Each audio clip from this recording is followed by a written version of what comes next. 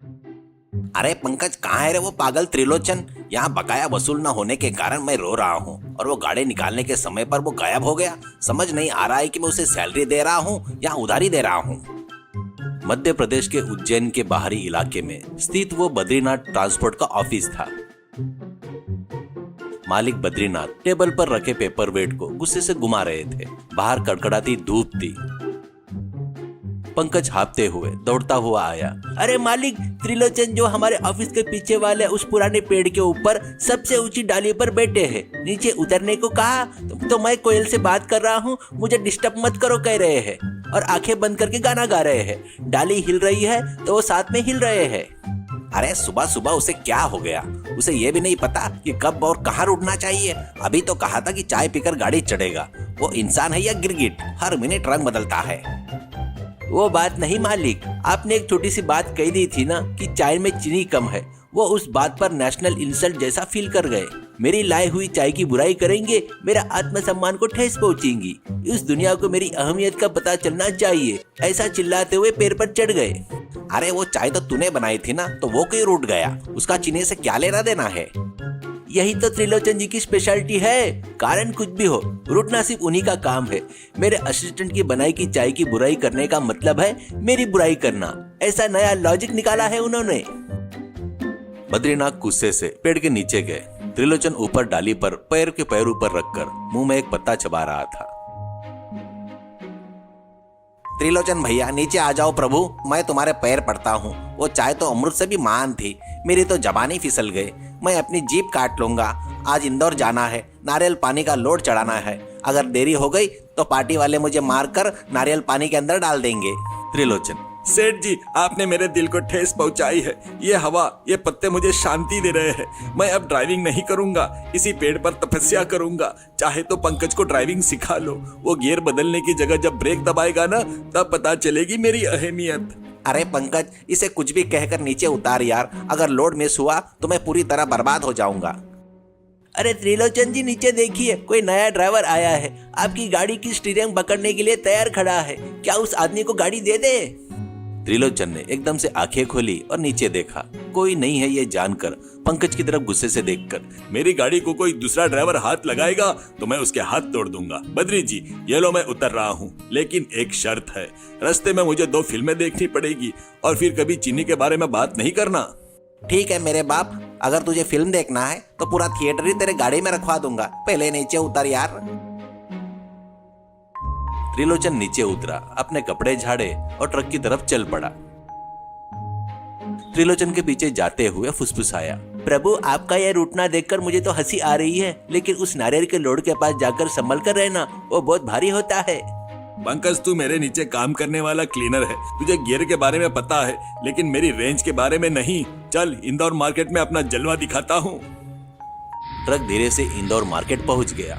वहां load supervisor Harish जी कुछ 100 नारियल का ढेर लगा कर थे।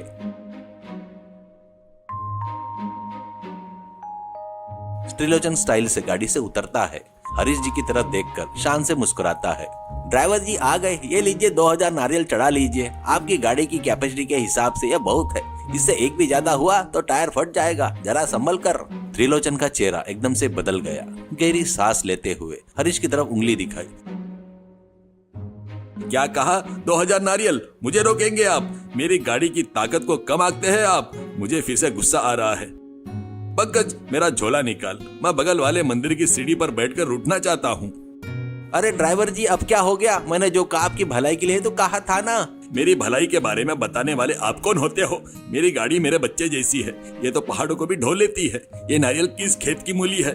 आपने मेरा अपमान किया है। इसके प्रायश्चित के तौर पर 1000 नारियल और चढ़ाने पड़ेंगे। 3000 नारियल डाले जाएंगे, तभी मैं गाड़ी स्टार्ट करूंगा, वरना यहीं पर धरना करूंगा। ऐसा कहता है। तब पंकज, त्रिलोचन जी नहीं प्रभु, नारियल में पानी होता है, वो लोहे से भी भारी होता है। गाड़ी अभी भी नीचे दब गई है, देखिए इसके प्रिंग टूटने जैसे हो गए हैं। त्रिलोचन, पंकज तू अपना मुंह बंद रख। हरीश जी चढ़वाइए। 3000 नारियल अंदर जाने ही चाहिए। एक भी कम हुआ तो ये गाड़ी नहीं हिलेगी। चाहिए तो बद्री जी को फोन करके कह दीजिए कि मैं रुट गया हूँ। हरीश डर गया। अरे ठीक है, अपनी मौत तुम ही मरो। अरे चढ़ाओ रे। उसने कुलियों को ऑर्डर दिया। 1 घंटा मेहनत करके 3000 नारियल ट्रक के अंदर ठूसे गए। ट्रक की बॉडी का पिछला हिस्सा जमीन को छूने लगता है। टायर ऐसे दब गए जैसे उनमें हवा ही न हो। त्रिलोचन गर्व से ड्राइविंग सीट पर बैठ गया। देखा पंकज, मेरी जिद के आगे ये नारियल क्या चीज है। अब देख ये गाड़ी कैसे फर्राटे से भागती है। गाड़ी के स्टार्ट होते ही इंजन में से कुर्र और फुर की भयंकर आवाजें आने लगी। ट्रक धीरे धीरे कांपते हुए आगे बढ़ा। हाईवे पर आते ही त्रिलोचन ने गाड़ी की स्पीड बढ़ाने की कोशिश की तो पंकज, अरे प्रभु, गाड़ी का हैंडल नहीं घूम रहा है, स्टीयरिंग बहुत टाइट हो गई है, अब इस वजन के कारण गाड़ी एक तरफ खींच रही है, धीरे चलिए प्रभु। त्रिलोचन, वो वजन नहीं है रे पंकज, वो मेरा स्वाभिमान है। गाड़ी तेज चलेगी तभी हवा लगेगी और अंदर के नारियल ठंडे रहेंगे। तू फालतू में मत डर, ये ले रेडियो ऑन कर रहा हूँ, चल पुराने गाने सुनते हैं। ट्रक एक घाट के मोड़ के पास पहुंच गया। वहाँ सड़क थोड़ी ढलान पर थी। त्रिलोचन ने गियर बदलने की कोशिश की लेकिन भारी वजन के कारण गियर नहीं पड़ रहा था। तो पंकज, अरे प्रभु रुकिए, ब्रेक लगाइए, शीशे में देखिए, पीछे के टायर से धुआं निकल रहा है, ऐसे कहता है। तो त्रिलोचन, अरे ब्रेक दबाने के लिए मेरे पैर नहीं पहुंच रहे पंकज, ये सारे नारियल मुझे मेरे सीट के नीचे धकेल रहे हैं। पंकज कुछ तो कर। ठीक उसी समय सड़क पर एक छोटा सा गड्ढा आ गया। बस एकदम से कड़कड़ाती आवाज करते हुए ट्रक बाई तरफ पूरी तरह से झुक गई। पलक झपकते ही ट्रक एक करवट खाकर पलट गया और नारियल सड़क पर सुनामी की तरह गिर पड़े। कुछ नारियल फूट गए, पूरी सड़क पानी से भर गई। तब पंकज, मालिक सब लूट गया, गाड़ी का एक्सल टूट गया, 2 टुकड़े हो गए, 2 टायर फट गए, अब आपका स्वाभिमान कहाँ है, जाकर ढूंढ लीजिए। त्रिलोचन धीरे धीरे खिड़की से रेंगते हुए बाहर आया। उसका पूरा चेहरा नारियल के पानी से सना था। बगल में पड़े एक नारियल को देखकर उसने उसे लात मारी। अरे पंकज, अब मैं रुकूंगा तो कोई आएगा क्या? क्या ये नारियल फिर से गाड़ी में चढ़ाए जाएंगे?